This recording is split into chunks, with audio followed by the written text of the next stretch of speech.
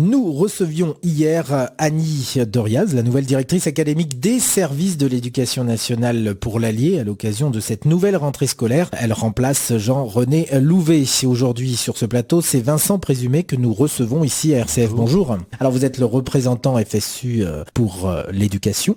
Vincent Présumé, on a eu l'occasion d'échanger avec vous au sujet des AESH, les accompagnants d'élèves en situation de handicap, anciennement dénommés les AVS, les assistants de vie scolaire, dont le statut se précarise, le salaire n'évolue pas, alors leur que... statut est précaire et voilà. Le reste. La différence, c'est que les AESH peuvent accéder à un contrat à durée indéterminée au bout de 6 ans. C'est vrai que c'est pour nous un point important parce que on a mené une bataille importante pour ces personnels qui sont les plus précaires de l'éducation nationale. Et par extension, ça concerne aussi les AED qui travaillent dans les services de vie scolaire des collèges et des lycées, des assistants d'éducation. Et donc l'an dernier, on a obtenu d'une part une sorte de petite compensation salariale, pour le dire vite, en cours d'année, d'autre part en fin d'année que la rentrée soit pour eux préparée de manière correcte, ce qui n'est pas négligeable. Cela étant dit, on reste très vigilant et on va, avec d'autres syndicats, organiser une réunion départementale d'information syndicale pour ces personnels le jeudi 24 septembre après-midi. Alors cette rentrée, parlons-en. Est-ce qu'elle s'est bien déroulée selon vous? D'après la DAZEN, tout s'est bien passé. C'est d'après la DAZEN, comme d'après la ministre, tout s'est bien passé. Il n'y a pas de couac majeur de rentrée, mais enfin bon, ça c'est normal et on va pas s'en plaindre. Le sentiment que nous avons, et là je répercute ce que m'ont dit nos camarades du SNUIPP, notre syndicat du premier degré notamment, c'est que c'est quand même une rentrée extrêmement tendue. Plusieurs éléments l'indiquent. Les stagiaires nouvellement nommés dans les écoles n'ont connu leur lieu d'affectation que le 27 août. Alors la raison principale, c'est une complexification croissante qui est liée au rythme scolaire. Parce que les ajustements, les morceaux de service, ça devient de plus en plus compliqué à gérer. Alors ça peut pas se prévoir à l'avance. Ça pourrait peut-être, mais c'est un vrai problème qui est lié au fait que les horaires exacts d'une école et donc les services des personnels, et là c'est des bouts de service qu'il faut ajuster, c'est de plus en plus compliqué. De plus, nous avons observé, et c'est quand même frappant, que les services de l'éducation nationale dans l'Allier ont été amenés à recourir à tous les listes complémentaires. D'habitude, c'était loin d'être le cas. Là, il y a 57 stagiaires plus 23 listes complémentaires. Ça veut dire qu'il y a réellement des besoins. Donc là, ils vont être pourvus partiellement de cette façon, dans une situation où il a également été annoncé par la directrice académique qu'elle serait amenée vraisemblablement à s'opposer aux vœux pour sortir du département, parce que beaucoup d'entre eux, de ces jeunes collègues, ont tendance à retourner sur Clermont. Et là, le problème, c'est l'attractivité et du métier et de la région, et c'est pas, pour le dire un peu caricaturalement, c'est pas en attachant les gens à la glèbe qu'on va en faire venir plus à terme. Alors, on a évoqué avec la nouvelle DAZEN la réforme territoriale et les impacts sur l'organisation de l'éducation nationale.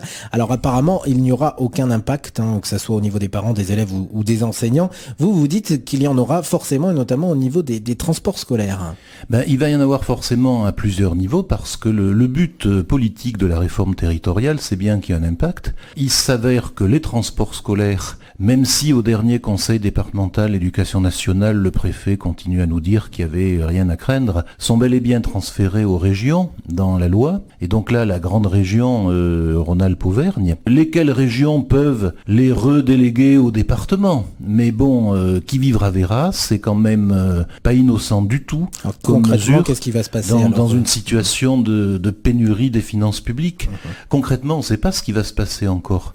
Mais il y a un risque quand même. Si c'est géré de Lyon, on peut se poser des questions. Ça va pas être prioritaire pour le grand conseil régional. De plus, les autres réformes, celles des rythmes scolaires et puis maintenant celles du collège, sont en cohérence avec la réforme territoriale. Il y a une logique de territorialisation de l'école qui pour nous constitue une menace envers le service public national et laïque d'éducation qui est patente.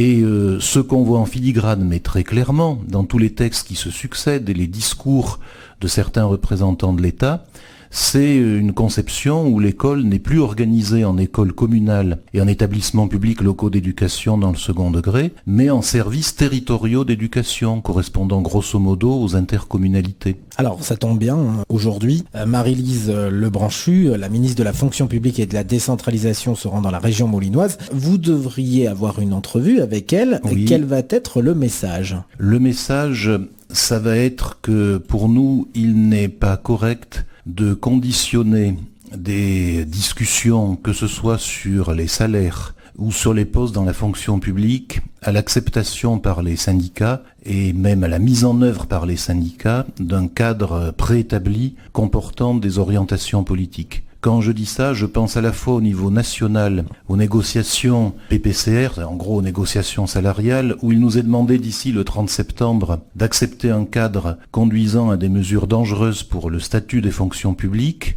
Cette acceptation valant condition pour pouvoir ensuite négocier des salaires et de petites augmentations, d'ailleurs très insuffisantes en l'état actuel des choses, du point d'indice. Même chose au niveau départemental. Vous vous rappelez que l'an dernier, il y avait une convention sur les écoles et qui touchait aussi les collèges parce qu'elle était dans cette logique de territorialisation, qu'une majorité d'élus et une majorité de syndicats de l'éducation ont refusé. Cette convention ne s'est pas appliquée. Au dernier conseil départemental d'éducation nationale, le préfet a eu des propos qui, je dois dire, nous ont heurtés, qui peuvent se traduire, c'est pratiquement ce qu'il a dit, par puisque vous n'avez pas accepté la convention, ça, vous allez le payer cher l'année prochaine en termes de postes. Ça non plus, c'est pas acceptable. Les syndicats ne sont pas des auxiliaires de l'État, ils représentent des intérêts, je dirais pas des intérêts particuliers, mais des intérêts spécifiques, ceux des personnels que nous syndiquons. À partir de là, ils sont une composante nécessaire de la démocratie, mais en tant qu'organisation indépendante. On voudrait nous associer, nous faire marcher, nous faire accepter préalablement des politiques avec lesquelles nous ne sommes pas forcément d'accord, mais même si on était d'accord, d'ailleurs la méthode serait pas correcte, pour pouvoir ensuite éventuellement avoir l'hypothétique sucre, et hypothétique en plus, sur le plan matériel. Ça va pas. Vincent Présumé, merci, vous êtes le représentant de la FSU Éducation. Merci, au revoir.